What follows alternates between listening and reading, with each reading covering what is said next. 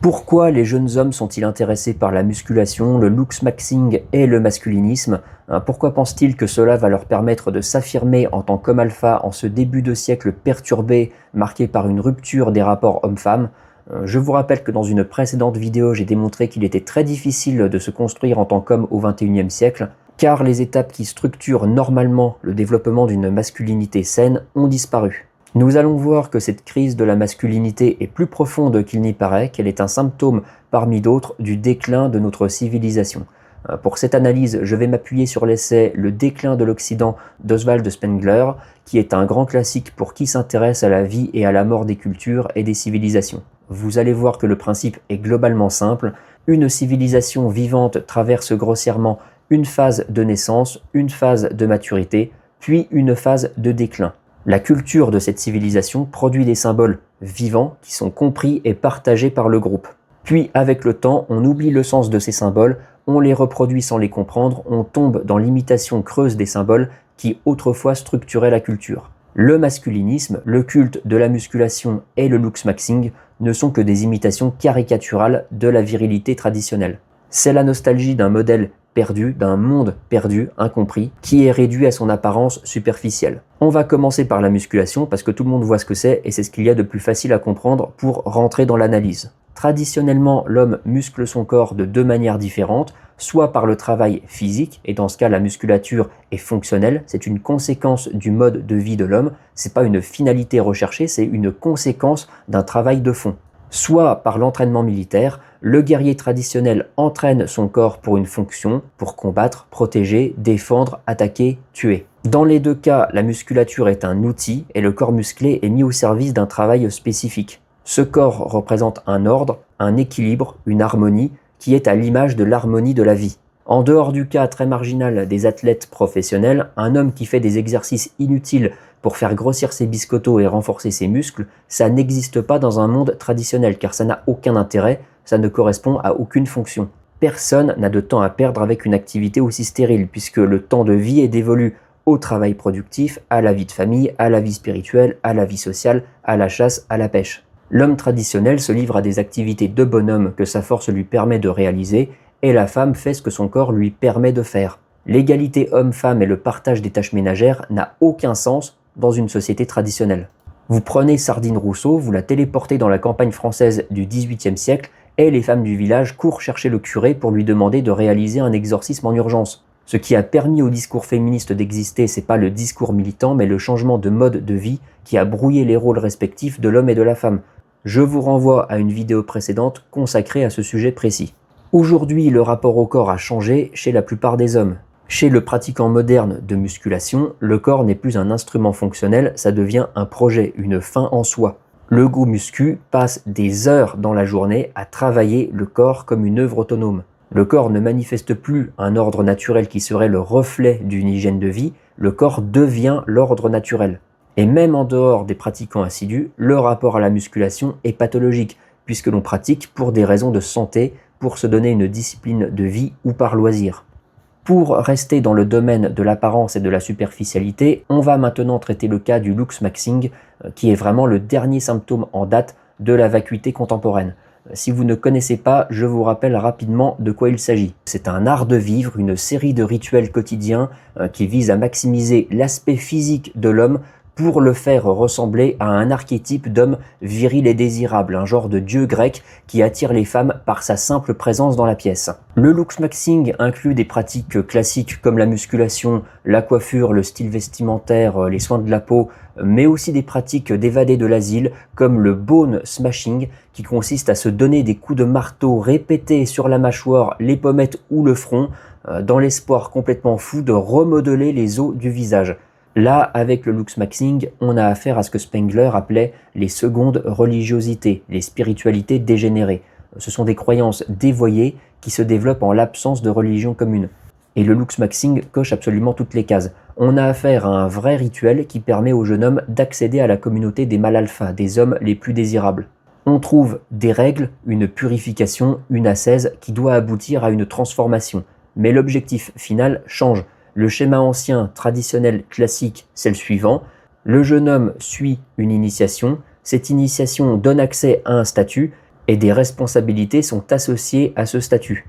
Le schéma contemporain dévoyé, décadent au dernier degré, c'est le suivant: on poursuit une quête d'optimisation pour obtenir de la visibilité afin d'être désiré. Le corps devient donc un capital symbolique et on accède à la transcendance par l'esthétique. Là, on est typiquement dans le déclin selon Spengler. On a gardé la forme, à savoir le corps, mais on a totalement perdu le fond. Le sens profond a été oublié, perdu. Passons maintenant au masculinisme, qui est utilisé par les féministes qui présentent ça comme une idéologie qui oppose les hommes aux femmes, qui affirme la prédominance des droits des hommes sur les droits des femmes. C'est un mot qui n'a pas de définition précise, malheureusement. Ça englobe aussi bien des mecs qui font remarquer que la justice a plutôt tendance à privilégier les mères au père lors des divorces et de la garde des enfants. Toutes les lesbiennes, les putes et les salopes du MLF qui ne pensent qu'à toucher des pensions alimentaires et des prestations compensatoires après avoir pris les enfants en otage par le biais des ayatollahs du palais de justice. Qu'aux mecs frustrés qui affirment que la femme doit être dominée par l'homme et cantonnée à la cuisine. La place de la femme, c'est à la cuisine. Dans les normes des choses, avec des diplômes, ta place, c'est à la cuisine. Et à chaque fois que la femme n'est pas à la cuisine, il y a désordre. On va prendre la version la plus radicale du masculinisme dans cette analyse, à savoir la volonté de certains hommes de contester l'égalité entre l'homme et la femme dans le droit, de remettre en cause sa place dans la société et d'affirmer la supériorité morale et légale de l'homme sur la femme. C'est un discours très minoritaire, j'en conviens, presque caricatural, un petit peu comme le mythe du pervers narcissique, mais bon, on va jouer le jeu. On a vu dans la vidéo précédente que la société occidentale moderne n'était plus capable d'expliquer clairement ce qu'est devenir un homme, quel devoir accompagne ce statut et quel rite l'institue. Et c'est dans ce contexte précisément qu'est apparu le masculinisme, comme une tentative de reconstruire cette forme perdue. Aujourd'hui, le masculinisme, c'est la recherche d'une verticalité, d'un ordre transcendant, car les structures qui incarnaient la masculinité ont été dissoutes. C'est la reconstruction pseudo-intellectuelle d'une tradition organique qui a disparu. Je dis pseudo-intellectuelle car intellectuellement ça reste très pauvre, et comme le dit Pierre-Yves Lenoble, les concepts ont tellement perdu leur sens qu'il faudrait mettre pseudo devant chaque mot qu'on utilise aujourd'hui. Le masculinisme est une tentative de reconstruire les collectifs d'hommes dont je parlais dans la vidéo sur la masculinité. Puisqu'il n'y a plus de communauté d'hommes adultes pour accueillir les garçons dans leur collectif d'hommes, et puisque le besoin d'appartenance existe toujours, les masculinistes tentent à leur manière de reconstruire ces collectifs. C'est pour ça qu'on voit apparaître des listes de règles à respecter pour être un homme, des discours de performance pour être un homme alpha, des techniques d'optimisation de la vie d'homme pour dominer les hommes bêta, des interdits et des points de passage indispensables. Les masculinistes ont remplacé les rites initiatiques dont je parlais l'autre jour par une méthode rigoureuse, par des cases à cocher dans une liste de choses à faire. Et évidemment, ils se cherchent des modèles de masculinité en ligne, puisque dans la réalité du quotidien, ces collectifs n'existent plus, et ils consomment les contenus numériques de ces modèles pour leur ressembler.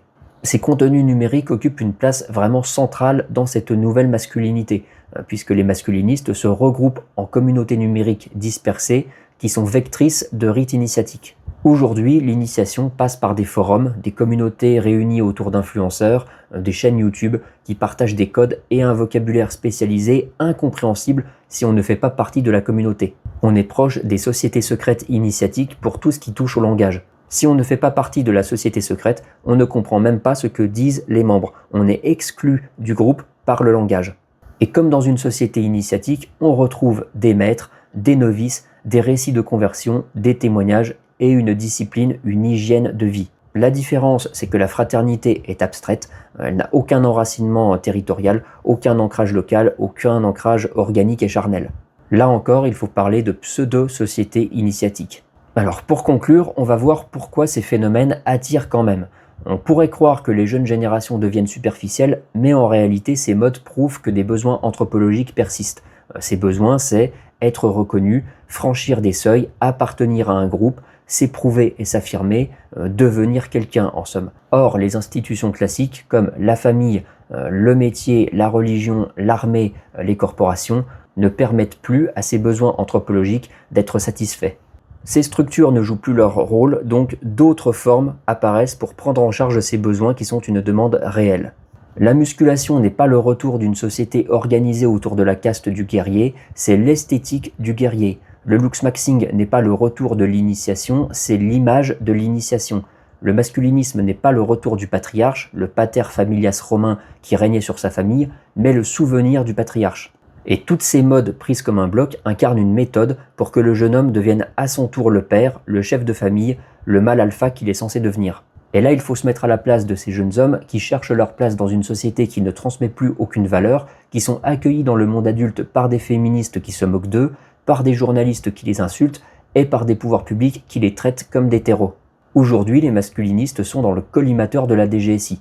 Selon les médias, ils incarnent une menace de premier plan, un risque pour la sécurité publique. On peut se poser la question, est-ce que c'est quand même la priorité du moment, sachant qu'au moment où je fais cette vidéo, il y a quand même 70 000 plaintes de V sur mineurs en attente de traitement qui risquent de rester encore longtemps en attente, étant donné l'état catastrophique de la police, tout simplement. Et on a 277 000 femmes majeures qui déclarent avoir été victimes de V ou de tentatives de V chaque année en France. 277 000 par an. Avec un tel traitement, soit on crée une génération de fiottes qui vont baisser les yeux pour le restant de leur vie, soit on est en train de donner naissance, sans le savoir, à une génération qui va faire la révolution, et cela fera peut-être l'objet d'une prochaine vidéo qui sortira dans les semaines à venir. Une vidéo sur la révolte des hommes ordinaires et sur l'avenir des sociétés occidentales déracinées selon Spengler. Voilà, j'espère que vous aurez appris des choses. Je vous souhaite une bonne journée et je vous dis à bientôt. Salut!